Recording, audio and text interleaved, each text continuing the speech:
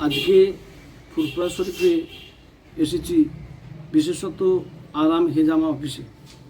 আমরা ইতিপূর্বে লক্ষ্য করেছি যে এই প্রাচীন চিকিৎসা শাস্ত্রের একটা পদ্ধতির নাম হেজামা পদ্ধতি।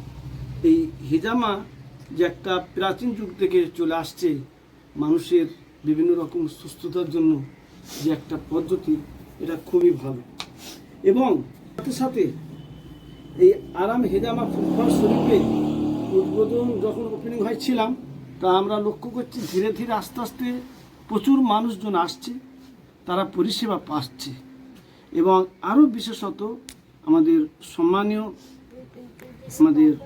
সানাউল্লাহ সাহেব যে উদ্যোগ নিয়ে করছেন কাজ, মেয়েদের জন্য পৃথক ব্যবস্থা সুন্দর করেছে। মা বোনেরা আসছে, মা বোনেদের জন্য পর্দার সহিত সুন্দর ব্যবস্থা করেছেন মহিলা দ্বারা। মা বোনেদের যে হিজামা হচ্ছে মহিলা দ্বারা পর্দার ব্যবস্থা রয়েছে, সুন্দরভাবে করছে। এবং এই হিজামা পদ্ধতির দ্বারাই মানুষ সুস্থভাবে থাকতে পারে। মানুষের সুস্থ থাকাটা একটা আজকের দিনে বড় চ্যালেঞ্জ, এটা একটা বড় চ্যালেঞ্জ।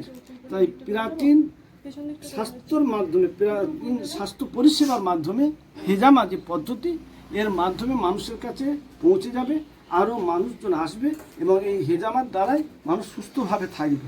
এই জন্য প্রত্যেককে অনুরোধ করব যে আপনারা ফুরফুরা শরীফে আসবেন। ছোট হুজুর পীর কেবলা রহমাতুল্লাহ আলাইহির দরবার ঠিক উল্টো দিকে খুব সম্মানীয় ব্যক্তি, ওনার অনেকজন আছেন, তারা এই পরিষেবার সঙ্গে সংযুক্ত।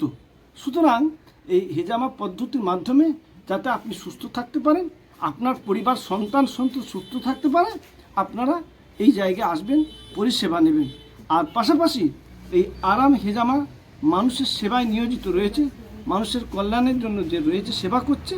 এই আরাম হেজামার উত্তর শ্রীবৃদ্ধি কামনা করছি। আমাদের দিনের সভাপতি মাইনরিটি অ্যাসোসিয়েশন।